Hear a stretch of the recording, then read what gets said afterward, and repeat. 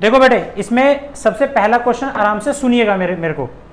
इसने बोला the wavelength of the second line of a Balmer series in the hydrogen spectrum is 4861 angstrom, calculate the wavelength of first line series. अब मैं पहले इनका मतलब समझा दूं, इसका मतलब क्या होता है। कल हम लोगों ने एक बाल्मर सीरीज पढ़ी थी हाइड्रोजन की स्पेक्ट्रल सीरीज। तो उसका मतलब ये था, देखिए ये हमारी फर्स्ट ऑर्बिट है, आराम से सुनना पहले मेरी बात को। ये न्यूक्लियस होगा, ये पहली ऑर्बिट है, ये दूसरी, तीसरी, चौथी, पांचवी, ऐसे आगे बढ़ती चली जाएंगी। अब ना इसने बोला है कि सुनो कि जब आपको एक बात पता है, जब भी इलेक्ट्रॉन किसी भी हायर एक्साइज स्टेट से पहली ऑर्बिट में जंप करेगा, मतलब ग्राउंड स्टेट में जंप करेगा जब भी इलेक्ट्रॉन, तो उस वाले सीरीज को हम कहते हैं लाइमन सीरीज। क्या कहते हैं? याद आ गया ना Lyman series. When the electron jump into the ground state from any of the excited state, this is known as क्या लाइमन सीरीज। अब इसमें एक बात नोटिस करो पहले, इसमें अल्फा लाइन किसे कहते हैं? अल्फा लाइन कहते हैं बेटे जब इलेक्ट्रॉन ना दूसरी ऑर्बिट से पहली ऑर्बिट में जंप कर रहा है। मैंने बोला लाइमन सीरीज में हाइड्रोजन की अल्फा लाइन के लिए वेवलेंथ निकालो। इसका मतलब यह है कि इलेक्ट्रॉन कहां से जंप कर रहा है? दूसरी से पहली में। अरे समझ में आ रहा है? कॉन्जुगेटिवली। तो इसे कहते हैं हाइड्रोजन की अल्फा लाइन वन। हाइड्रोजन की दूसरी लाइन कौन सी होगी? H alpha 2। इसका मतलब इलेक्ट्रॉन कहां से आ रहा है? तीसरी से पहली में। अरे समझ में आया? और जब इलेक्ट्रॉन चौथी से पहली में जाएगा उसे कहेंगे हाइड्रोजन की थर्ड लाइन। और जब इलेक्ट्रॉन कहां से आएगा? पांचवी से पहली में जाएगा उसे कहेंगे हाइड्रोजन की अल्फा फोर्थ लाइन। समझ आई बात? नहीं आई? अब दूसरी बात सुन, इसमें कभी कभार पूछा था बीटा लाइन निकालो। हाइड्रोजन की बीटा लाइन के लिए निकालो, बाल्मर सीरीज में वेवलेंथ निकालो हाइड्रोजन की बीटा लाइन के लिए। अब बीटा लाइन किसे कहते हैं जरा देखिए। बीटा लाइन कहते हैं बेटे जब इलेक्ट्रॉन कहां से जंप करता है? ये वाला, अरे थर्ड ऑर्बिट से पहले में, मतलब ऑर्बिटल डिस्टेंस कितना होना चाहिए? 2 का। तो इसे कहेंगे हम हाइड्रोजन की बीटा लाइन। और ये बीटा लाइन नंबर कितना है? 1। और अगर मैं 2 बीटा लाइन बोलूंगा तो इलेक्ट्रॉन कहां से गया? फोर्थ से गया। अरे यार 2 का गैप आ गया ना, ये वाला, दिस इज इक्वल थर्ड और दिस इज फिफ्थ। 5 का, अरे ये तो अकेला तो था, तो 2 ही हो गया। तो इसे क्या कहेंगे? हाइड्रोजन की बीटा लाइन। इसका मतलब हाइड्रोजन की बीटा लाइन किसके इक्वल होती है? हाइड्रोजन की 2 अल्फा लाइन के बराबर होती है। Should I repeat my words? समझ में आ रहा है? अब क्वेश्चन को बड़े ध्यान से सुनिए मेरे। इस क्वेश्चन को बाद में पहले मैं पूछ रहा हूं। मैंने आपसे बोला कि वेवलेंथ निकालो हाइड्रोजन की अल्फा थर्ड लाइन के लिए लाइमन सीरीज में। तो तुम्हें ऑर्बिट कहां से लेनी है? जब मैंने लाइमन बोल दिया तो फाइनल ऑर्बिट तो फिक्स हो गई, कितना? 1। इनिशियल कहां से जाएगा? हाइड्रोजन की थर्ड अल्फा लाइन कहां से जाएगा? फोर्थ से। अरे एक ऑर्बिट कॉन्जुगेटिवली पहले अल्फा लाइन, उससे एक ऊपर बीटा लाइन, वो 2 अल्फा लाइन सेकंड हो गई ना हाइड्रोजन की, और उससे एक नीचे जाएगा, दिस इज थर्ड। तो दूसरी से पहली में जा रहा है तो फर्स्ट हाइड्रोजन की लाइन, तीसरी से पहली में जा रहा है दूसरी, चौथी से पहली में जा रहा है थर्ड लाइन। नहीं है समझ में? तू बता मुझे, लाइमन सीरीज में हाइड्रोजन की बीटा लाइन के लिए वेवलेंथ निकालनी है तो कहां से? इनिशियल कितना? फाइनल बता पहले, फाइनल कितना? 1। क्योंकि लाइमन का मतलब होता है इलेक्ट्रॉन किस ऑर्बिट में जंप कर गया? पहली ऑर्बिट में आया, ग्राउंड स्टेट में जंप करा है। अच्छा, अब मैंने तुझे बीटा लाइन के लिए बोला है तो इसका मतलब इलेक्ट्रॉन कहां से जंप कर गया इनिशियली? थर्ड से। कहां से आया है? बीटा लाइन का मतलब है दोनों के बीच का डिफरेंस कितना है? 2 ऑर्बिट्स का है, कॉन्जिक्यूटिवली वो भी। अब इस क्वेश्चन को समझो। अब समझ आया कुछ? देखो जी, इसने बोला है the wavelength of second line of the Balmer series in the hydrogen atom कितना है? वेवलेंथ दे रखी है जी आपको, किसकी? हाइड्रोजन की, किसकी? सेकेंड लाइन की। अरे हाइड्रोजन की अल्फा लाइन होती है ना, और ये अल्फा लाइन कौन सा है? सेकेंड। इसकी वेवलेंथ तुम्हें गिवन है कितनी? 4861। मतलब सिंपल शब्द बोलो, हाइड्रोजन की सेकेंड अल्फा लाइन है भाई, ये तो है। इसका मतलब इलेक्ट्रॉन कहां से जंप करके जा रहा है? तीसरी से। यही है ना, ये तुम्हें गिवन है। तुमसे पूछा गया है हाइड्रोजन की फर्स्ट लाइन। नीचे देखो, calculate the wavelength of first line. तो फर्स्ट लाइन का मतलब हमें निकालना क्या है? अरे ये वाला निकाल रहा है दिस वन, इसकी वेवलेंथ। तो हाइड्रोजन की लैम्डा एच अल्फा 1 ये कैलकुलेट करना है। बहुत आसान सा फार्मूला है, वेव नंबर का हमें फार्मूला पता है, 1 में लैम्डा होता है। और ये लैम्डा हमने किसके निकाला, पहले इसके निकालो। अरे अल्फा डाल दो डायरेक्ट, इसकी लिखने की क्या जरूरत है।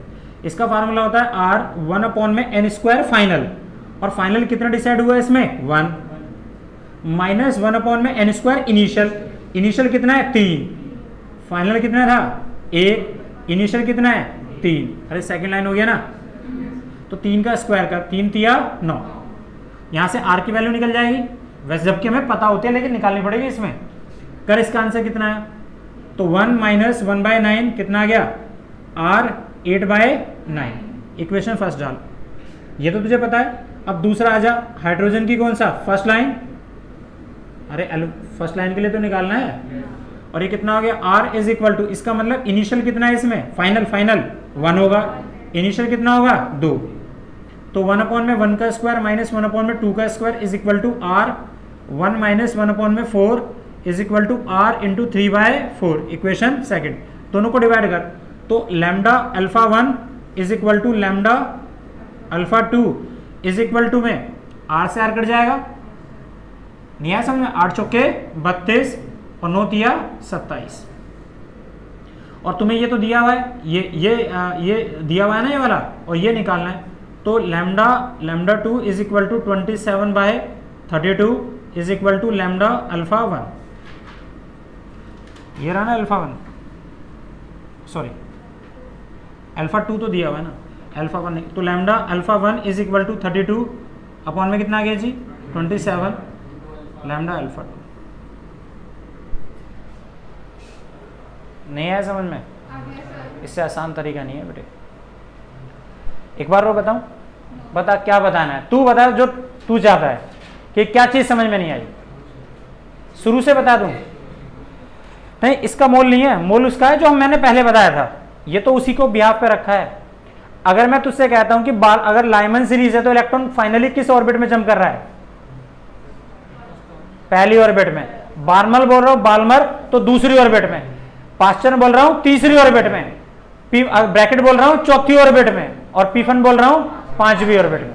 ये इनका मतलब है। तो नाम जो होते हैं इनके स्पेक्ट्रल सीरीज के, ये डिसाइड करते हैं कि इलेक्ट्रॉन फाइनली किस ऑर्बिट में जंप करेगा। समझ में आ रही है बात।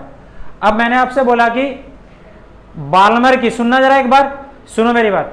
ये लाइमन का निकाला हमने, बाल्मर का तो उसने बोला है, हमने लाइमन का निकाला भाई साहब। अरे यार देख लो आप, बाल्मर का नहीं निकाला। अब देखो बाल्मर का कैसे निकालते हैं। ये लाइमन का था जो हमने निकाला है। इसने बोला बाल्मर के लिए, क्या बोला है, तो तू मुझे बता बाल्मर के लिए सेकंड लाइन अल्फा की कौन सी होगी।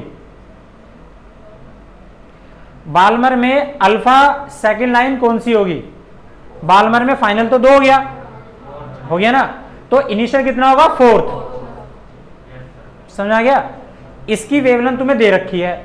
अब तुम्हें बोला है इसी बाल्मर के अंदर फर्स्ट लाइन निकालनी है अल्फा की, तो इसका मतलब फाइनल कितना हो गया 2, इनिशियल कितना था 3। अब इसकी वेवलेंथ तुम्हें निकालनी है, उसकी गिवन थी, हो जाएगा। नहीं आया समझ बात।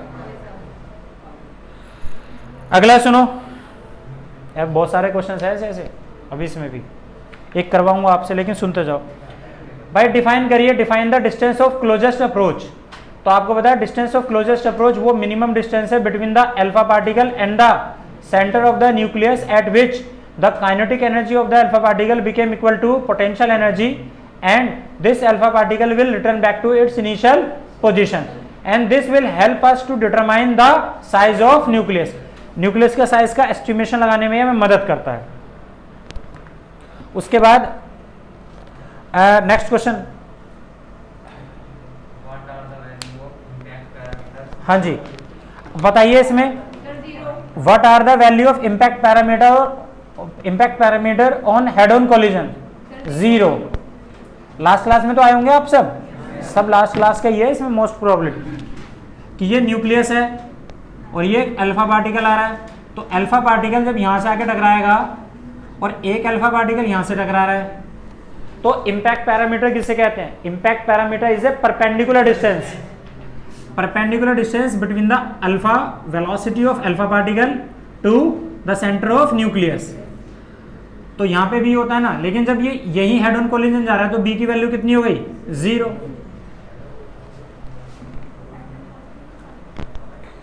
तो what are the value of impact parameter on the head on collision, 0। Why do we use very thin gold foil in a Rutherford alpha particle scattering experiment?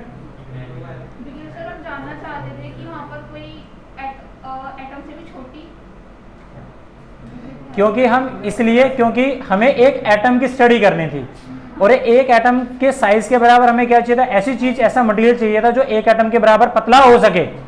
तो वो कौन सा था, गोल्ड। तो गोल्ड की मेलेबिलिटी बहुत हाई होती है, इसीलिए हम उसे कितना पतला कर सकते हैं, एटलीस्ट एक एटम के बराबर उसे पतला कर सकते हैं। That is why we have taken the gold foil. इसने बोला the kinetic energy of the alpha particle incident on the gold foil is double. अगर हम एक अल्फा पार्टिकल की काइनेटिक एनर्जी को डबल कर दें तो how does the distance of the closest approach change. तो distance of the closest approach कैसे चेंज हो जाएगा। तो देखो जी, अगर तुम में से किसी को याद हो डिस्टेंस ऑफ क्लोजेस्ट अप्रोच का फार्मूला, तो ये फार्मूला होता है 2kZe² अपॉन में काइनेटिक एनर्जी। तो B इन्वर्सली प्रोपोर्शन किसके है, काइनेटिक एनर्जी। अगर हम यहाँ पे काइनेटिक एनर्जी को सुनो जरा, तो अगर हम किसको डबल कर रहे हैं, काइनेटिक एनर्जी को अगर हम डबल कर दें, भाई काइनेटिक एनर्जी पार्टिकल की हमने डबल कर दी ना यहाँ पर, तो आप बता सकते हो कि डिस्टेंस ऑफ क्लोजेस्ट अप्रोच, ये B नहीं होता R होता है, सॉरी कितना होता है R के साथ लिखते हैं ना। तो R के ऊपर क्या फर्क पड़ेगा, R हाफ हो जाएगा और आगे जाएगा, तो R बिकेम हाफ। अगला सुनिए, why is electron revolve around the nucleus of an atom. Electron nucleus के चारों तरफ क्यों घूमता है, क्योंकि इस इलेक्ट्रॉन को रिवॉल्व करने के लिए एक सेंट्रीपिटल फोर्स की जरूरत होती है, और ये सेंट्रीपिटल फोर्स ये इलेक्ट्रॉन कहां से गेन कर लेता है, न्यूक्लियस से। किस फॉर्म में, इलेक्ट्रोस्टैटिक फोर्स में की फॉर्म में। अगला सुनिए क्वेश्चन नंबर 7। क्वेश्चन नंबर है, in which series of the hydrogen spectrum the transition involve the largest change in energy. सबसे ज्यादा एनर्जी का चेंज किस में होता है, आंसर है लाइमन सीरीज में। क्योंकि इन एक इलेक्ट्रॉन अगर जितना नीचे जाएगा, देखो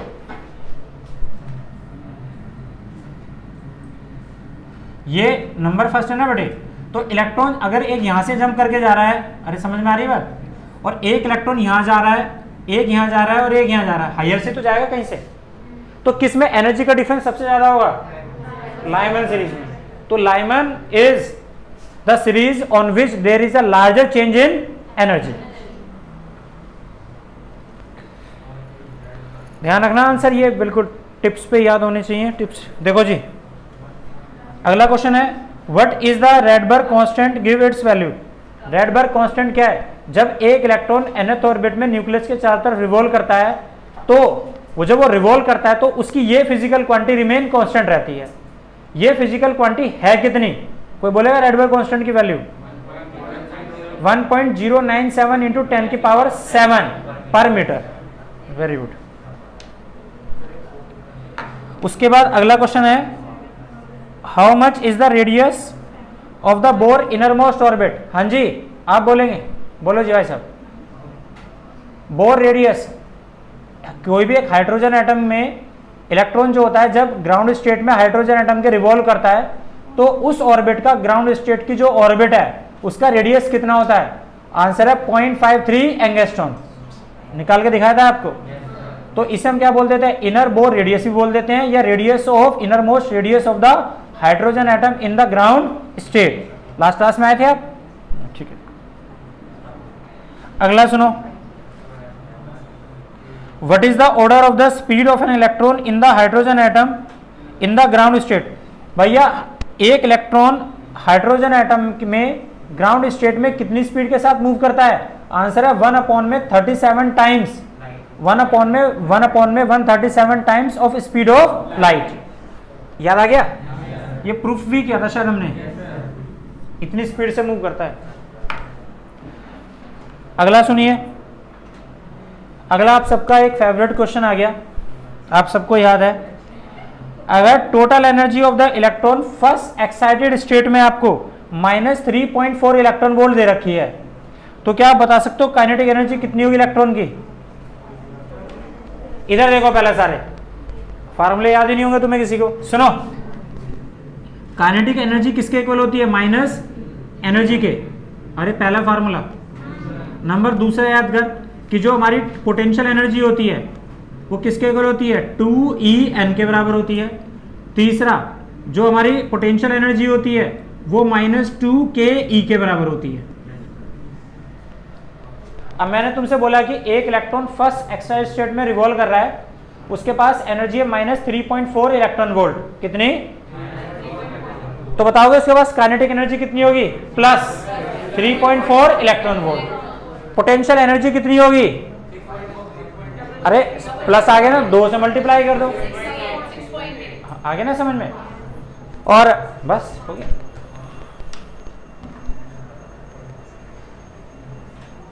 क्लियर? अगला सुनो, explain how the Rutherford experiment on the scattering of alpha particle led to estimation of the size of nucleus.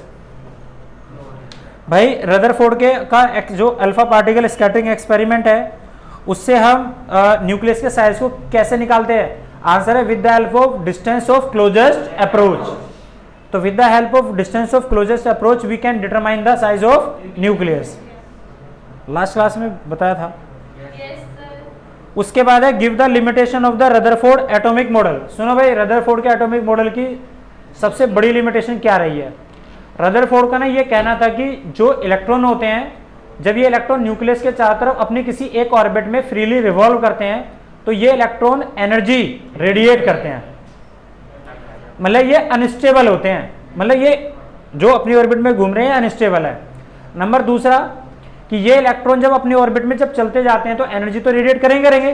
तो पहले उसकी एनर्जी 10 थी, लेकिन जब वो घूमेगा तो एनर्जी घट के 9 हो गई। तो 9 के लिए वो यहाँ थोड़ी रुकेगा, नीचे आएगा। और कैसा आएगा? ऐसा आएगा जैसे स्पाइरल पाथ लेता हुआ, ये वाला, और ऐसे होता हुआ आएगा और आगे जाके न्यूक्लियस से क्या करेगा? कोलैप्स हो जाएगा। नहीं है बेटे समझ में? तो there are the 2 main limitation which is to be remembered. पहला, the electron which is revolve around the nucleus in a given orbit is radiating energy, it means it is unstable. Number दूसरा, if this electron will continue radiate energy so that it will move continuously from excited state to ground state in the spiral form and finally collapse to the nucleus, strike and collapse to the nucleus and खत्म। बस उसका जो structure था and finally result कितना मिला? 0। Energy थी और बाद में न्यूक्लियस से लग रहा है, सब कुछ खत्म, एनर्जी खत्म, फोटोन बन गई। नंबर सुनो 14th, show that the speed of electron in the innermost orbit of the hydrogen atom is 1/137 times the speed of vacuum। कर दिया था speed of light of vacuum. उसके बाद show that the speed of, ये तो हो गया 137। उसके बाद है अगला क्वेश्चन नंबर 15। भाई गुड़िया आप जवाब दोगे बेटे, ये आराम से सुनना, ये गलत बताती है सही, सुनो बस इसको। बेटे गुड़िया तुझे ये बताना है कि एक इलेक्ट्रॉन ना, तुझे वेवलेंथ निकालनी है first 4 spectral line of Balmer series. जब आपसे फर्स्ट 4 स्पेक्ट्रल लाइन बोल दिया तो मतलब अल्फा लाइन के लिए बोल रहा है वो, बीटा लाइन के लिए तो स्पेशली बोला जाता है। अगर कुछ नहीं दिया तो क्या है? Alpha line. तो तुझसे बोला है बाल्मर सीरीज में 4 पहली जो 4 स्पेक्ट्रल लाइन है ना उनकी वेवलेंथ निकाल। अब तू बता, तू जब तू फर्स्ट स्पेक्ट्रल लाइन निकालेगी तो उसकी वेवलेंथ क्या लेगी? उसमें फाइनल और इनिशियल ऑर्बिट क्या लेगी? ऐसे बोलने दो ना यार। बाल्मर में जा रहा है तो फाइनल ऑर्बिट कितनी होगी? सेकंड। तो फर्स्ट लाइन के लिए, फर्स्ट स्पेक्ट्रल लाइन के लिए तेरी इनिशियल ऑर्बिट कितनी होगी? अरे बोलने दो ना यार प्लीज। तुझे फर्स्ट अल्फा लाइन के लिए बाल्मर में वेवलेंथ निकालनी है तो फाइनल तो तेरा 2 हो गया, इनिशियली कहां से जाएगी तू? चौथे से, दूसरे, तीसरे से, 5वें से, कहां से जाएगी? 4 से। तू बोलियो हाइड्रोजन की first line in Balmer series के लिए तेरी फाइनल ऑर्बिट कितनी होगी? फाइनल 2, बाल्मर है ना, इनिशियल कितनी होगी? 3। नहीं आया समझ में भाई? यही तो है बाल्मर सीरीज। नंबर दूसरा, तो जो इलेक्ट्रॉन यहाँ पे जंप कर रहा है वो अल्फा लाइन हो गया, जो यहाँ से जाएगा वो कितना हो गया? अल्फा की सेकेंड लाइन। जो यहाँ से जाएगा कितना हो गया? अल्फा 3। और जो एक ऑर्बिट और 6 से जाएगा वो कितना हो गया? अल्फा 4। नहीं है समझ में? करना मत एक बार घर जाके इन क्वेश्चंस को एक बार और। अगला सुनो, बोलूं आगे? यार थोड़ा पूछना है तो पूछ लो ना यार। क्लियर हो गया? अलग से पूछू एक क्वेश्चन, तू मुझे बता दे, और इसका ध्यान से सुनना, केशव का ये सही कह रहा है गलत। केशव तू मुझे बता दे कि पास्चन सीरीज में तुझे बीटा लाइन निकालनी है, बीटा लाइन की वेवलेंथ निकालनी है, तो तू बताएगा कि फाइनल ऑर्बिट कितनी होगी? 3। इनिशियल कितनी होगी? शाबाश, समझ में आ गया इसका मतलब। क्लियर हो गया ना? बीटा लाइन का मतलब होता है 2 कॉन्जिक्यूटिव, है ना, और अल्फा लाइन का मतलब जस्ट एक जो बैक टू बैक जो चल रही है। अगला question 16, it is the most important question. इसके बारे में भी सुनो। एक छोटी सी एक बात बताता हूं, जरा सुनना। यहाँ पे जब एक इलेक्ट्रॉन एक ऑर्बिट से दूसरी ऑर्बिट में जंप करता है तो जो उसकी एनर्जी होती है वो एनर्जी होती कितनी है? जैसे कि ये यहाँ से जंप कर गया, ये तुम्हारी सेकंड ऑर्बिट थी, ये तुम्हारी फर्स्ट ऑर्बिट है। सुनना, इसको क्या बोल सकते हो? इनिशियल। इसे क्या बोलते हो आप? फाइनल। तो एक इलेक्ट्रॉन अगर यहाँ से यहाँ जंप कर रहा है तो उसकी एनर्जी कितनी होगी? तो E21 is equal to E2 minus E1 करते हैं। क्या करते हैं? E2 माइनस E1 एनर्जी के लिए हमेशा। तो अगर मैं यहां से यहां जा रहा हूं तो जहां से चल रहा हूं वहां से में से इसमें से माइनस करोगे, नीचे से जाऊंगा तो नीचे वाले में से माइनस करोगे। अरे समझ में आ रहा है? तो जो एनर्जी क्या कर रहा है? रेडिएट कर रहा है, दिस विल बी पॉजिटिव, और लेगा तो नेगेटिव। एंडो लेना नेगेटिव, एक्सो पॉजिटिव। ठीक। अच्छा अब एक बात सुनिए जरा। नहीं है भाई, एंडो लेना यार, लेगा भाई वो, और रिलीज कर रहा है तो पॉजिटिव। एक्सोथर्मिक, इधर आना जरा। इसमें E2 माइनस E1 अगर आपको निकालना है तो ये कितना होगा? SC अपॉन में लैम्डा। अब एक बात बताओ, अगर इनका डिफरेंस बढ़ेगा, इनका डिफरेंस क्यों बढ़ रहा है? क्योंकि ऑर्बिट्स का डिस्टेंस बढ़ रहा है भाई। इनका कम होगा, इनका और ज्यादा होगा, बढ़ता। अगर इनका एनर्जी डिफरेंस ज्यादा होगा तो लैम्डा बड़ा होगा छोटा? छोटा।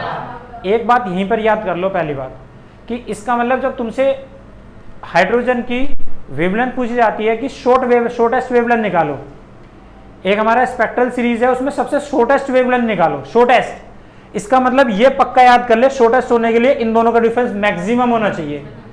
मैक्सिमम के लिए क्या है? जैसे तुझे लाइमन सीरीज बोला है, लाइमन का मतलब फाइनल तो तेरे को डिसाइड है, फाइनल दिस इज 1, लेकिन इनिशियल कहां हो सकता है? इन्फिनिटी। तो आपको E2 कितना लेना है? इन्फिनिटी।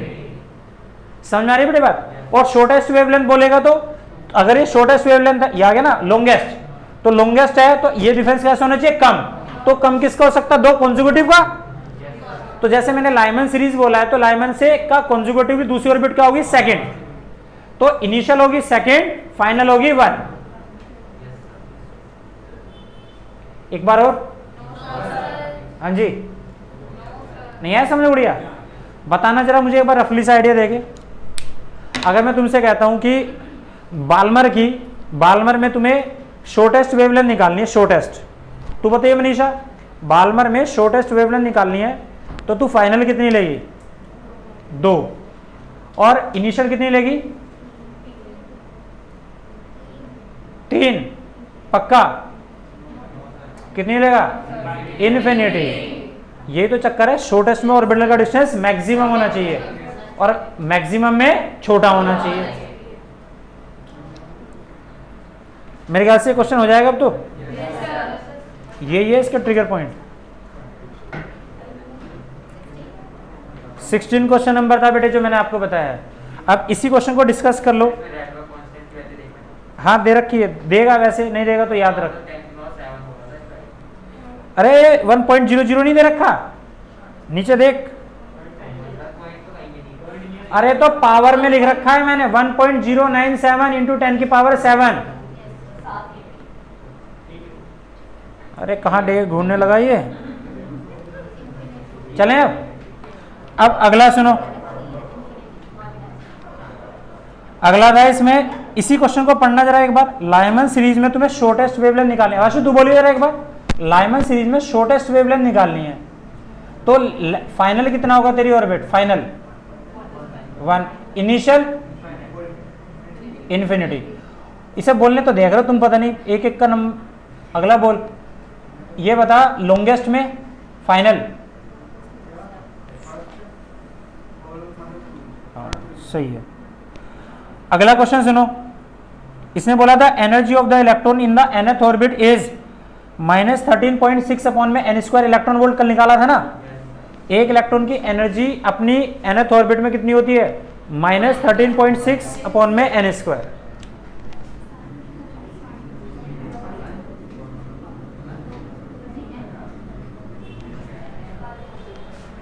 अब देखो जरा यहां पर, इसने बताया सिर्फ इतना। अब इसने बोला है calculate the energy required to excite an electron from ground state to second excited state. तो हमें एनर्जी निकालनी है एक इलेक्ट्रॉन की ग्राउंड स्टेट से किसमें? एक्साइटेड स्टेट में। तो हमें तो डायरेक्ट फार्मूला याद है, E is equal to 13.6 1 upon में n square final minus 1 upon में n स्क्वायर इनिशियल। किसमें बोला? बोला थर्ड एक्साइटेड स्टेट में बोला है ना। ले एक लग गया क्वेश्चन, अभी यही हो गया देख। अरे तू बता मुझे आयुष, आयुष एक बार बता तू मुझे, थर्ड एक्साइटेड स्टेट में, सेकंड में बोला, मैं थर्ड बोल रहा हूं।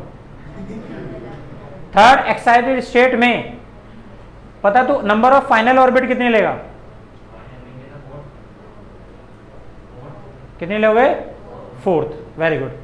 एक्साइटेड स्टेट का मतलब ये होता है n+1, ये ध्यान रखना है। इसने लेकिन क्वेश्चन बोला है ग्राउंड स्टेट से किसमें जा रहा है? सेकंड एक्साइटेड स्टेट में। तो गुड़िया फाइनली किसमें जा रहा है? ग्राउंड स्टेट से जा रहा है ना उसमें। तो सबसे पहले किसमें गया? 3 में। सेकंड का मतलब 3, एक्साइटेड स्टेट का मतलब गुड़िया n+1 हो जाता है बेटे। ग्राउंड स्टेट में 1 होती है, फर्स्ट एक्साइटेड स्टेट में 2, सेकंड एक्साइटेड स्टेट में 3, n+1। और भाई साहब इनिशियली शुरू कहां से कर रहा है? वो ग्राउंड स्टेट से। तो 13.6 अपॉन में 8/9 सोल्व कर लेना, इतनी एनर्जी आ जाएगी इलेक्ट्रॉन वोल्ट में। सोनी साहब समझ में आ रहा है? क्वेश्चन नंबर 18 पे इंपोर्टेंट लिख लेना भाई, जॉब उतारोगे हैं। कौन से वाला? क्या माइनस क्या लगा दूं? हाँ लगा दो ना, उसमें क्या बात है। अगला सुनो जरा, माइनस क्यों नीचे से ऊपर जाना ना भाई। अब सुन जरा अगला क्वेश्चन, ये इंपॉर्टेंट क्वेश्चन है। मैं इसका तरीका समझा दूं पहले आपको। इधर देखिए सारे के सारे,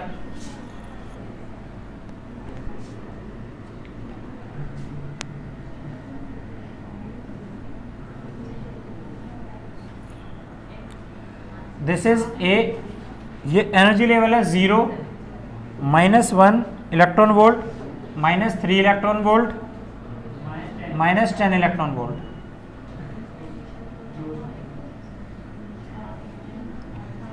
यहां से एक इलेक्ट्रॉन जंप करके इसमें जाता है, ट्रांजिशन करता है, एक इसमें ट्रांजिशन करता है, एक यहां से इसमें ट्रांजिशन करता है, एक यहां से ट्रांजिशन करता है, और एक इलेक्ट्रॉन यहां से ट्रांजिशन कर रहा है। A, B, C, D और E। आराम से क्वेश्चन को सुनिएगा तो होगा ये क्वेश्चन। भाई इसने क्वेश्चन बोला है तुम्हें एक स्पेक्ट्रल सीरीज दे दी, इलेक्ट्रॉन अलग अलग एनर्जी का स्पेक्ट्रल सीरीज है कि ये इलेक्ट्रॉन अलग अलग ऑर्बिट से जंप करके अलग अलग लेवल में जा रहा है। भाई किसी में तो यहां से जंप करके अपनी ग्राउंड स्टेट की तरफ जा रहा है, सब में अलग अलग जा रहा है। अच्छा ये ग्राउंड स्टेट ने, ग्राउंड स्टेट में -30 कितनी होती है? यस ये निकाला था 13.6। जा रहा हो किसी एक ऑर्बिट में जा रहा है, तो जहां से जंप करके जा रहा है वहां पे ट्रांजिशन दिए हुए हैं। आपसे बोला है कि आपको ये बताना है कि एक इलेक्ट्रॉन एक लेवल से जंप करके दूसरे लेवल में गया है, higher excited state to ground state jump कर रहा है, ग्राउंड स्टेट की तरफ जंप कर रहा है। तो आपको बताना कि अगर ये इलेक्ट्रॉन जो जंप करके जा रहा है उसकी वेवलेंथ कुछ गिवन है, हमें बताइए जरा कितनी है। मैं करके दिखा रहा हूँ 6 29 nanometre angstrom, angstrom nanometre, nanometre. अब आराम से सुनना, बहुत बहुत फैंटास्टिक क्वेश्चन है। एक इलेक्ट्रॉन इनमें से किसी भी एक अल्फा लेवल, एक फोटोन, एक इलेक्ट्रॉन एक लेवल से दूसरे लेवल में जंप कर रहा है, excited state to ground state. अब हमें इसमें पता लगाना है बेटे कि ये इलेक्ट्रॉन जब यहाँ से जंप कर रहा है, अगर उसकी वेवलेंथ इतनी है, अच्छा जब जंप करेगा तो उस एनर्जी का क्या करेगा, फोटोन बनाएगा। तो जब भी electron higher excited state to ground state जाता है तो उस एनर्जी का एक फोटोन बनाकर उसे रिलीज करता है। उस फोटोन की अपनी फ्रीक्वेंसी और वेवलेंथ होगी, वो वेवलेंथ ही है। अब हमें पता लगाना है कि वो इलेक्ट्रॉन जो जंप करके आया है किस लेवल में से जंप करके आया, A B C D E में से किससे जंप करके आया। आगे ना समझ में? तो देखो कैसे निकालते हैं। हमें इतना तो पता है जब ये इलेक्ट्रॉन जंप करके आएगा तो उसके पास एक एनर्जी होगी, ये होगी ना एनर्जी। ये एनर्जी कितनी होगी तो जरा निकाल सकते हैं। अरे चेंज इन एनर्जी तो होगी डेल्टा ई, और ये एनर्जी होती कितनी है? आंसर है दिस इज एससी अपॉन में लैम्डा। लेकिन ये हमारी एनर्जी किस में निकलेगी? जूल में। लेकिन कंपेयर किस में करना है? इलेक्ट्रॉन वोल्ट में, इसलिए इलेक्ट्रॉन के चार्ज से डिवाइड कर दो तो किस में आ जाएगी यूनिट? इलेक्ट्रॉन वोल्ट में। और एससी की वैल्यू हमें याद है 19.8 इंटू 10 की पावर माइनस 26। लैम्डा कितना है? 620। नैनोमीटर का मतलब 10 की पावर माइनस 9 इंटू 1.6 इंटू 10 की पावर माइनस 19। सोल्व कराओ पूरा, ये गए पॉइंट 198 अपॉन में 62 इंटू 1.6, 1909 होते हैं 28, एक गया 27, ये ऊपर 10 की पावर माइनस 26 है, एक पावर गई, एक पावर ऊपर ले जाओ तो 980 इंटू में 62 इंटू 16। फटाफट डिवाइड करके बताइए कितना आंसर आता है। हाँ जी, हाँ जी बनाइए जल्दी। तो देखिए जी इसकी वैल्यू आ रही है कितनी? 1.99। तो किसके नियर इक्वल है? 2 इलेक्ट्रॉन वोल्ट। अब इसमें से ये देखो कि इधर देखो जरा, कौन सी दो एनर्जी ऐसी हैं, कौन से एनर्जी लेवल ऐसे हैं जिनका एनर्जी का डिफरेंस 2 आ रहा है। सुन, अगर मैं यहां से ए वाले पे आऊं तो दोनों का एनर्जी का डिफरेंस E1 माइनस E2 तो कितना आता है? 1। क्या 2 है? नहीं, तो इलेक्ट्रॉन यहां से जंप नहीं किया। बी पे आ जा, E1 माइनस E2 तो कितना आ गया? 3 इलेक्ट्रॉन वोल्ट। अरे तो इसमें से भी जंप नहीं किया, इसमें आ जा 10 आता है, इसमें आ जा 1 में से 3 को माइनस कर, -1 माइनस 3 इज इक्वल टू 2। ओ 2। इसका मतलब ये इलेक्ट्रॉन कहां से जंप करा है? डी से जंप किया है। समझ में आया? और सुन, इसमें एक ट्विस्ट आता है सीबीएसई बोर्ड में। ये ट्विस्ट सीबीएसई बोर्ड में ज्यादा नजर आता है। देख तेरे को ये ट्रांजिशन लेवल दे रखे हैं ना, सपोज कर तेरा आंसर आया 2.7 और वो तो किसी से भी नहीं लाई कर रहा। देख, तो अब ये बताना पड़ेगा तुम्हें कि ये इलेक्ट्रॉन का ट्रांजिशन किस लेवल से हुआ है। अब सुन मेरी बात और बड़े ध्यान से सुनियो, इसे कहीं नोट करके लिख लेना। सुन भाई बड़े ध्यान से, अगर इसका तुम्हारी एनर्जी आती है कितनी? 2.7, ठीक। अब तुम्हें बताना है कि इसका इलेक्ट्रॉन का ट्रांजिशन कौन से लेवल से हुआ है। तो तू एक बात बता मुझे यहां से कि अगर इस इलेक्ट्रॉन की, अगर ये एनर्जी अगर जिसके क्लोज होती है, जैसे कि इसका आंसर होता है 2.2, अरे अगर वो 2.2 था तो यहां से अगर वो जंप करने के ऊपर 2 से 3 की तरफ जाएगा तो लुढ़क के कहां जाएगा? दोबारा नीचे आ जाएगा। अरे एनर्जी कम थी ना, 50% से कम थी। तो जब भी एनर्जी हमारी 50% से कम होगी तो जिस लेवल में था वो उसी लेवल में रहेगा। तो एनर्जी का आंसर निकालोगे 2, और 2 का भी कौन सा था? डी। समझ में आई बात? अगर इसका आंसर था 2.7 या 2.8 या 2.9 तो आंसर था अप्रोच किसे कर रहा है? जिसके क्लोज होगा, 3 को अप्रोच कर रहा है। समझ में आई बात? तो 50% से जो अगर ज्यादा होगा तो अपर वैल्यू को टच करेगा, कम होगा तो लोअर, और मिडिल में होगा तो भी लोअर को टच करेगा। 2.5 भी होता तो भी कहां जाता है? नीचे ही। अब अगर इसमें 3 होता तो आंसर क्या था इसका? अगर 2.7 होता तो आंसर बताओ फटाफट, कितना होता? 3, मतलब उनमें नाम बोलो ना ABCD, तो आंसर होता बी। और 2.2 होता तो आंसर होता डी। समझ में आ गया जी आपको? बड़े ध्यान से करना है इसका, ऐसे क्वेश्चंस और भी शायद हों इसमें एक आधा। आगे देखिए, अगला क्वेश्चन देखिए 18th हो गया, ठीक है। अगला क्वेश्चन 19th हम लोगों ने बना लिया था, वैसे मैं बता देता हूं। इसने बोला है फ्रीक्वेंसी निकालिए। इधर देखो मेरी तरफ, इसने बोला है एक इलेक्ट्रॉन जंप कर रहा है n ऑर्बिट से n-1 ऑर्बिट में। अरे ऊपर वाली 100 है तो नीचे वाली 99 नहीं होगी? तो n ऑर्बिट से बेटे n-1 ऑर्बिट में जंप कर रहा है, तो इसने बोला उसकी फ्रीक्वेंसी निकालो। तो हमें फ्रीक्वेंसी का फार्मूला याद है, फ्रीक्वेंसी का फार्मूला होता है एच न्यू, तो इसका मतलब आर सी 1 में एन स्क्वायर फाइनल माइनस 1 में एन स्क्वायर इनिशियल। तो इसने बोला एक इलेक्ट्रॉन एन ऑर्बिट से जा रहा है, ये फाइनल ऑर्बिट थी और ये इनिशियल, और जो फाइनल ऑर्बिट थी वो कितनी थी एन, और इनिशियल कितनी है n-1। अरे नहीं समझ आया भाई, भाई फाइनल थी n, इसमें जंप कर रहा है, तो इसने बोला इसकी फ्रीक्वेंसी निकालो। तो निकालो R C is equal to 1 में n final n square minus minus का होल स्क्वायर। कैलकुलेशन कर लोगे? इस कैलकुलेशन में एक चीज ध्यान रखनी पड़ेगी आपको, क्योंकि वो n ऑर्बिट से जा रहा है, तो जहां भी तुम्हारी कैलकुलेशन में जैसे 2n+1 आए या n-1 आए, अरे समझ आ गया, तो माइनस में हो या प्लस में, जब पूरी कैलकुलेशन करोगे तो माइनस वाले और प्लस वालों को हटा देना। अरे n में से एक ऑर्बिट को माइनस करेंगे कोई फर्क यही मत माइनस कर दे, हटा दियो कभी, यही हटा दे, बाद में हटाओगे। मेरी बात समझ में आ रही है? ये ना क्वेश्चन शायद, अगर फिर सुन, ये ना असाइनमेंट में मैंने पता नहीं क्वेश्चन पेपर में, पता नहीं मुझे ध्यान नहीं आ रहा, नॉट क्वाइट श्योर, मैंने प्रूफ करवाया इसे कि प्रूफ करके दिखाओ फ्रीक्वेंसी इतनी होती है, फ्रीक्वेंसी।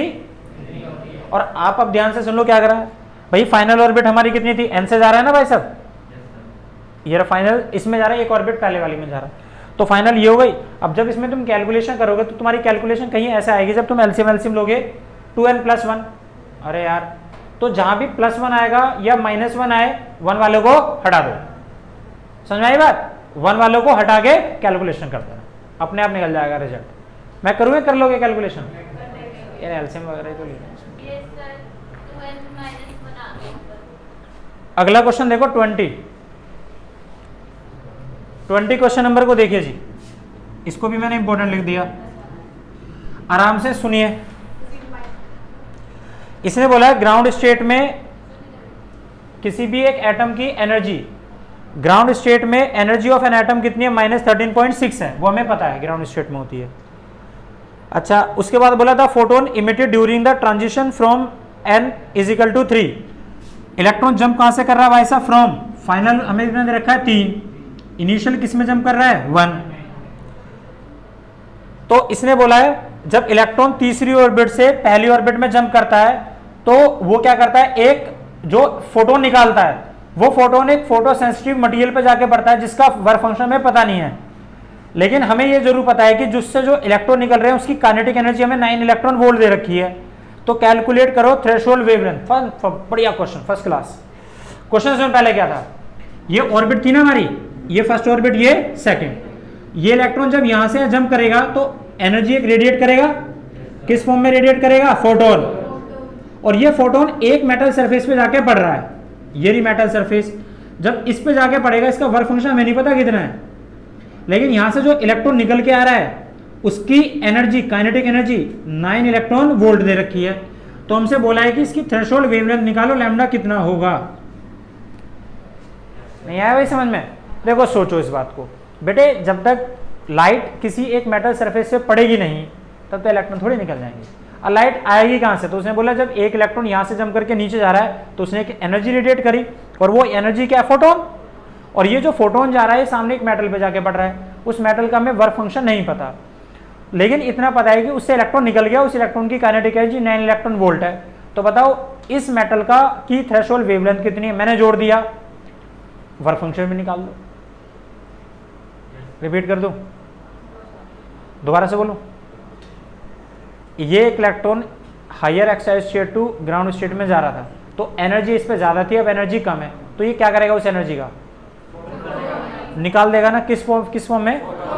अब ये जो फोटोन निकला ये एक मेटल पे जाके पड़ गया, अब उस मेटल से उसने एक इलेक्ट्रॉन को निकाल दिया, जो इलेक्ट्रॉन निकला उसकी काइनेटिक एनर्जी में दे रखी है, तो बताओ उस मेटल का वर्क फंक्शन कितना है। और दूसरा थ्रेशोल्ड वेवलेंथ निकाल दो, हो गया क्वेश्चन।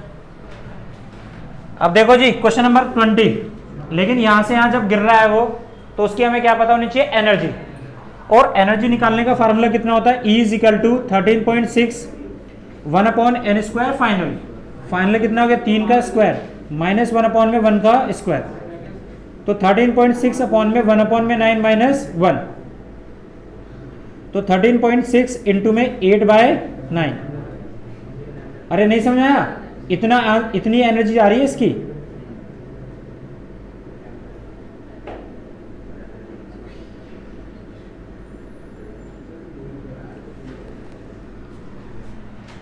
अरे भाई सब जरा देख लो यार यहाँ पर क्या चीज, हाँ बिल्कुल आएगा, नेगेटिव में ही आएंगे जी सारे। हाँ जी, -13.6 इंटू 8/9। अब अगली बात सुन जरा यहाँ पर, अब देख यहाँ पर, अब ये जो हमारी एनर्जी निकल गई ना, ये एनर्जी किस फॉर्म में, फोटोन। ये एनर्जी अब एक मेटल सरफेस से पड़ रही है, और एनर्जी किसके ऊपर होती है, काइनेटिक एनर्जी प्लस, बोल दिया करो ना, वर्क फंक्शन। यार तो मैग्नीट्यूड कितना है, इतना ही तो है, नेगेटिव साइन क्या बता रहा है, एनर्जी रिलीज हो रही है। अब आ जाए यहाँ पर is equal to kinetic energy is equal to इतना। अब ये एनर्जी हमें कितनी दे रखी है, 13.6 इंटू में 8/9, और इसमें से अब ये माइनस कर ले किसको, काइनेटिक एनर्जी को, और काइनेटिक एनर्जी कितनी है 9 इलेक्ट्रॉन वोल्ट, और इजिकल टू कितना W0। यहाँ से W0 निकाल लोगे, तुम्हारा W0 किस में आएगा, इलेक्ट्रॉन वोल्ट में आएगा, आएगा नहीं आएगा। अब तुझे क्या निकालना है, वेवलेंथ, और वेवलेंथ निकालने के लिए तुझे इलेक्ट्रॉन वोल्ट को एनर्जी को जूल में कन्वर्ट करना पड़ेगा, और इसको डिवाइड करना एक बार मैं करके दिखाता हूँ। इसको डिवाइड करियो, 13.6 को 8 से मल्टीप्लाई करके 9 से डिवाइड करना,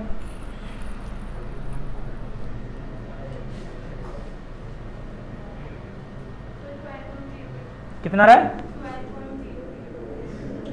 0.8 माइनस 9, तो ये W0 कितना आ गया 3.08 इलेक्ट्रॉन वोल्ट आ गया ना, 3.08 इलेक्ट्रॉन वोल्ट, ये वर्क फंक्शन आ गया जी आपका। लेकिन इसे जूल में कन्वर्ट करने के लिए क्या करोगे आप, एक इलेक्ट्रॉन के चार्ज से मल्टीप्लाई कर दोगे, ये वर्क फंक्शन आ गया। और वर्क फंक्शन का फार्मूला होता है Hc/λ0, तो λ0 निकाल लेना, 3.08 इंटू 1.6 इंटू 10⁻⁻19 Hc, ये आंसर। नहीं आया बेटा समझ में। अगला क्वेश्चन बताना जरा, अगर एक इलेक्ट्रॉन ग्राउंड स्टेट में है, उसके पास एनर्जी -13.6 है, तो काइनेटिक एनर्जी बताओ इस इलेक्ट्रॉन के पास कितनी होगी। एक इलेक्ट्रॉन हाइड्रोजन एटम में ग्राउंड स्टेट में है, तो एक इलेक्ट्रॉन अगर ग्राउंड स्टेट में है, उसके पास एनर्जी -13.6 है, तो काइनेटिक एनर्जी कितनी, +13.6। पोटेंशियल एनर्जी -30, 13 दूनी 26 होगी 27.2, अरे जो भी आ रहा होगा।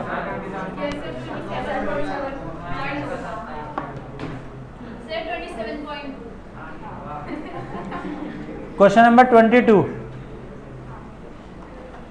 22 में बोला है, a hydrogen atom initially in the ground level absorb a photon. एक इलेक्ट्रॉन ग्राउंड स्टेट में था, एक एटम ग्राउंड स्टेट में था, सुन लो जरा, हाइड्रोजन एटम वो क्या करता है, एक फोटोन को एब्जॉर्ब कर लेता है, विच एक्साइट टू कितना 4th ऑर्बिट में, 4th लेवल में चला जाता है। तो determine the wavelength and frequency हो जाएगा भाई। अरे ग्राउंड स्टेट में तो कितना हो गया, इनिशियल 1, फाइनल कितना हो गया 4, तो एनर्जी का फार्मूला हो गया E = -13.6, अरे E = 13.6 अपॉन में फाइनल हो जाएगा, और यहाँ से एनर्जी आ जाएगी तो E = Hc/λ। लेकिन उस एनर्जी को जो इलेक्ट्रॉन वोल्ट में होगी उसे जूल में कन्वर्ट कर लेना। नहीं है बेटे समझ में। अगला क्वेश्चन है जी question number 23। Question number, Ayush तू बताइए एक बार, सुन, इसने बोला है एक इलेक्ट्रॉन फर्स्ट एक्साइटेड स्टेट में है, उसके पास एनर्जी है -3.4 इलेक्ट्रॉन वोल्ट, तो काइनेटिक एनर्जी कितनी, एक इलेक्ट्रॉन के पास टोटल एनर्जी है -3.4 फर्स्ट एक्साइटेड स्टेट में, तो काइनेटिक एनर्जी कितनी 3.4, तो पोटेंशियल एनर्जी बताओ कितनी -6.8। अब इसने बोला है which of the answer above would change if the choice of zero potential energy change. भाई अगर हम जीरो पोटेंशियल एनर्जी को अपना बेस ना माने तो क्या इस ऑर्बिटल की हमारी एनर्जी चेंज हो जाएगी, आंसर है नो। दो ऑर्बिट के बीच का एनर्जी का डिफरेंस पहले भी उतना ही था, अभी भी उतना ही है, उससे ऊपर के लेवल की एनर्जी बढ़े या कम हो, लेकिन दो के बीच की एनर्जी में कोई चेंज नहीं आता। अगला क्वेश्चन सुनिए,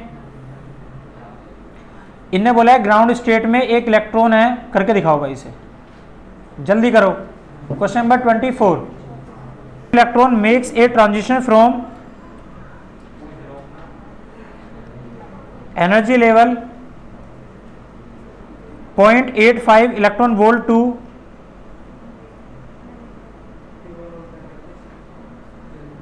-1.5 electron volt. Calculate the wavelength of spectral line emitted and which of the series of hydrogen atom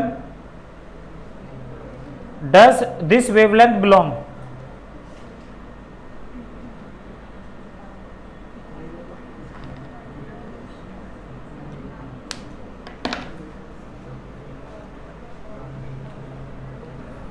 pose के रखा ना, पोज ही रहने दो, अभी इसको पोज रहने दी।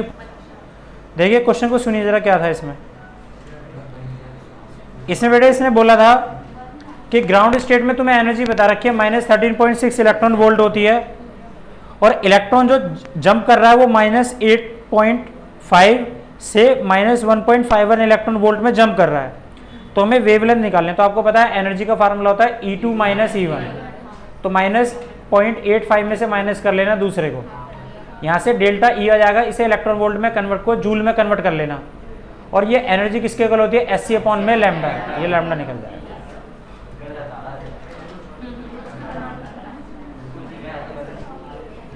अगला सुनिए, हाँ जी, उसके बाद दूसरा था ये, इसी में दूसरा पार्ट ये भी था, आप लोगों से पूछा था कि ये वेवलेंथ किससे लाई करेगी।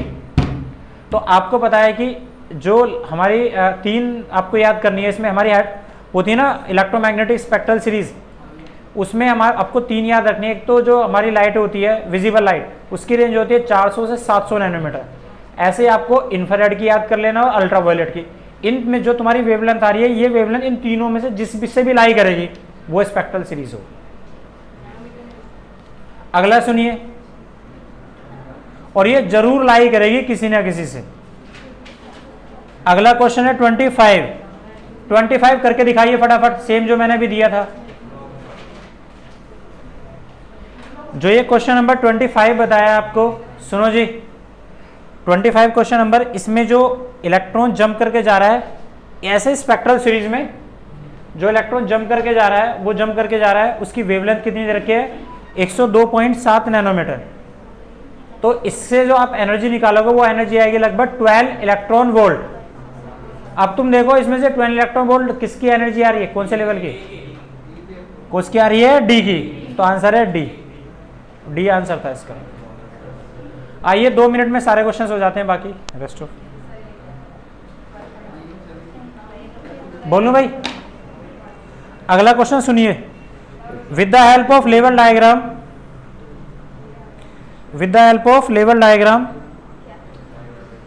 Describe the Rutherford alpha particle scattering experiment, give the Rutherford observation and discuss the significance of the experiment. Rutherford के अल्फा पार्टिकल स्कैटरिंग एक्सपेरिमेंट हमने बना लिया था, उसमें ऑब्जर्वेशन बनाई थी और उसका कंक्लूजन भी बना लिया था, ठीक। उसके बाद अगला, डिफाइन द इम्पैक्ट पैरामीटर। तो impact parameter is the perpendicular distance from the centre of the nucleus to the velocity of alpha particle. उसके बाद है ये जो what is the shape of the trajectory if the alpha particle. सुनो भाई, हमें बताना है कि जो शेप ऑफ द ट्रेजेक्ट्री है वो किस पे डिपेंड करती है। आंसर है वो डिपेंड करती है इम्पैक्ट पैरामीटर पे। अगर तेरा इम्पैक्ट पैरामीटर का डिस्टेंस कम होगा बी जब कम होगा तो वो ज्यादा रिपेल कर जाएगा, मतलब थीटा बढ़ जाएगा, और अगर बी ज्यादा होगा तो कम रिपेल करेगा। तो जब बी कम होता है तो थीटा बढ़ जाता है, और बी जब ज्यादा होता है तो थीटा कम होता है, मतलब इनवर्सली प्रोपोर्शनल है। अगला क्वेश्चन सुनिए, how is the impact parameter be related to the scattering angle. तो याद करो इम्पैक्ट पैरामीटर का फार्मूला हम लोगों ने लिखा था, B is equal to KZE² cot θ/2 upon में काइनेटिक एनर्जी। अगर ये बढ़ेगा तो ये कम हो जाएगा।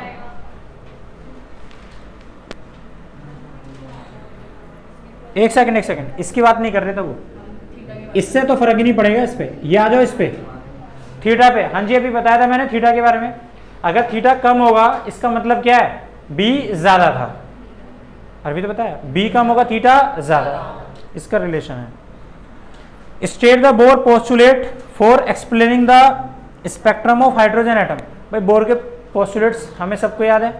बोर ने अपने 3 पोस्टुलेट दिए थे। सबसे पहला, इलेक्ट्रॉन न्यूक्लियस के चारों तरफ रिवॉल्व करता है, किसमें, फ्रीली ऑर्बिट में। उसे रिवॉल्व करने के लिए सेंट्रीपिटल फोर्स की जरूरत होती है, नॉन रेडिएटिंग होता है। दूसरे ने बोला ये इलेक्ट्रॉन जिस भी ऑर्बिट में रिवॉल्व करेगा उस ऑर्बिट का एंगुलर मोमेंटम उस ऑर्बिट के h/2π के इंटीग्रल मल्टीपल के इक्वल होना चाहिए, NH/2π के इक्वल होना चाहिए, तो वो उसमें चलेगा। तीसरे ने बोला ये इलेक्ट्रॉन एनर्जी सिर्फ एक ही कंडीशन में ट्रांजिस्ट करते हैं, जब वो एक लेवल से दूसरे लेवल में जाते हैं। अगला 29, बोर के पोस्टुलेट का यूज करके आपको एक्सप्रेशन निकालना है रेडियस का हाइड्रोजन एटम में, और टोटल एनर्जी निकालनी है इलेक्ट्रॉन की nth ऑर्बिट में। उसके बाद बताइए इसमें नेगेटिव साइन एनर्जी में क्या रिप्रेजेंट करता है। नेगेटिव साइन एनर्जी में यहां पर ये रिप्रेजेंट करता है कि अट्रैक्शन की फोर्स थी, और जब भी अट्रैक्शन के अगेंस्ट वर्क डन किया जाता है तो कैसा होता है, नेगेटिव। उसके बाद है question number 31, explain the origin of spectral line of hydrogen using bore theory. तो हमने बोर थ्योरी का यूज करके अब से इसकी एक स्पेक्ट्रल लाइन बनाई। सबसे पहली थी लाइमन, फिर बाल्मर, फिर पास्चेन, फिर ब्रैकेट और फिर पी फंड। उसके बाद क्वेश्चन नंबर 32, इसने बोला एक इलेक्ट्रॉन है, उसकी टोटल एनर्जी -1.5 इलेक्ट्रॉन वोल्ट है, तो काइनेटिक एनर्जी बताइए 1.5 इलेक्ट्रॉन वोल्ट। पोटेंशियल एनर्जी बताइए 3 और इतनी बात समझ में आ गई। उसने बोला वेवलेंथ निकालिए, wavelength of the light emitted when the electron make transition from the ground state to इतना। तो भैया आपको पता है एनर्जी अगर एक इलेक्ट्रॉन ग्राउंड स्टेट की तरफ अगर आ रहा है, कहां से आ रहा है, तो -1.5 इलेक्ट्रॉन वोल्ट से ग्राउंड स्टेट पे आ रहा है, तो